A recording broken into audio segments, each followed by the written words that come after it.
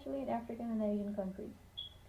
We have always relied on the ocean resources for food, recreation, transportation, and medicine.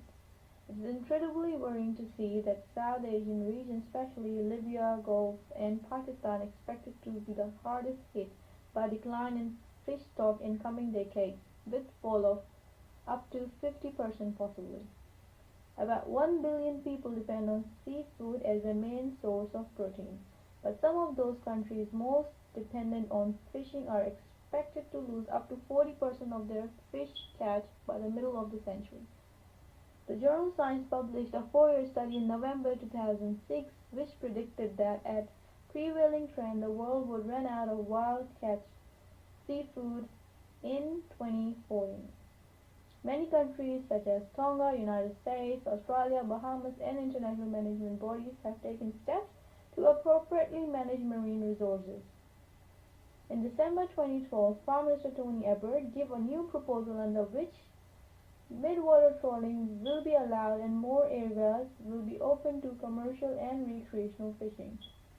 Ms.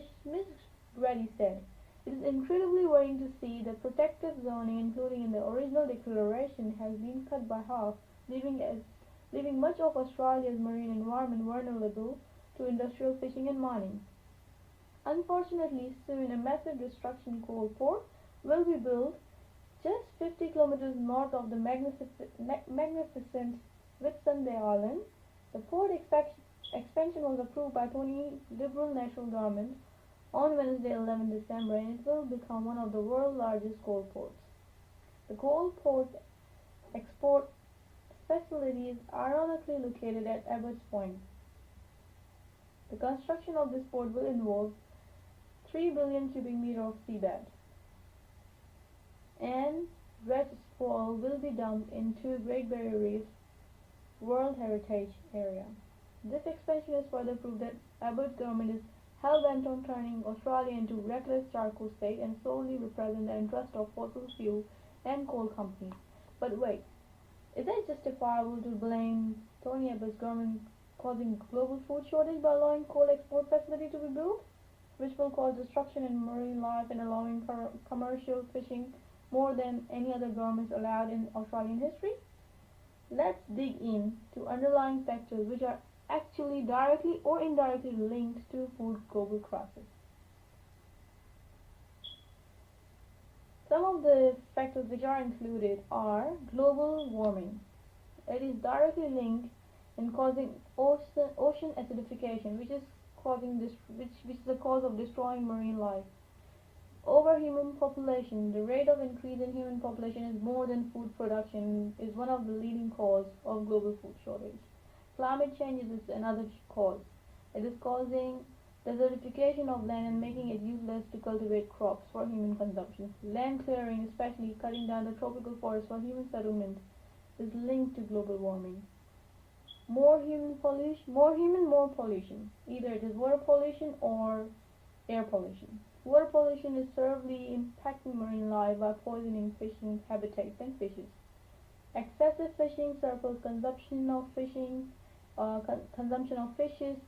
is one of the major causes of marine reserve running low. The rate of reproduction in fishes is low, and human population is increasing incredibly. Human has created carbon dioxide, and it's one of the major causes of ocean acidification. So everything is linked to another thing, which decreases pH level in water and causing severe damage to physiology of marine life. Bottom trawling is one of the causes. Bottom trawling and dragnet fishing is causing damage when the net is lost, and when the net is lost in the marine in the ocean, and it stays in ocean floor, damaging marine life. It stays there as ghost net, and there are furthermore factors. Now we are going to look into in more details, linking it sensibly through a causal loop diagram, and we are going to see how is it directly or indirectly impacting marine life and causing food shortage, rather than committing a policy of blaming Tony's government for global food shortage. Thank you. So as we can see in the CLD, as global warming increases, it increases ocean acidification. Then global warming increase is also impacting directly on climate change. This again increases ocean acidification. When ocean acidification increases, destruction of ecosystem increases too. Destruction of ecosystem increases has a direct impact on water pH level. It decreases. The decrease increases and destruction of marine life increases too. The destruction of marine life decreases the fish growth rate or reproduction rate. When the fish growth rate or reproduction rate decreases, it decreases marine reserve. As you can see here, marine reserve decreases, growing gap between supply of fish and demand increases. When this growing gap increases, rate of human population increase is higher than increase in food production. It increases too. Then it's directly linked to clearing of agricultural land for human settlement. So as rate of human population increase, the clearing of agricultural land for human settlement is increasing, which is causing negative impact on crop cultivation. As we can also see, crop cultivation is directly impacted by desertification as well, which is directly linked to climate change. So here we can clearly see that one thing is linked to another factor. Human population is also have a direct impact on pollution as well. The more human, the more pollution, causing water pollution and destruction of marine life. One increase in human population is also increasing surplus consumption, which is going to again impacting on marine reserves. Again, human population is directly linked to bottom trawling, because the more human, the more food they need. The more bottom trawling of they're going to do, they're going to cause more destruction to marine life. The more bottom trawling they're going to do, the more ghost nets are going to be hanging around on the seafloor, which is causing damage to the marine life. And again, the more ghost nets are going to be hanging around, it's going to have direct impact on fish growth. So similarly, bottom trawling or dragnet fishing, the more dragnet fishing, the more the chances of bycatch fishes is increases too. Also, if human population is going to increase, we can see the direct link of destruction of tropical rainforest for human settlement.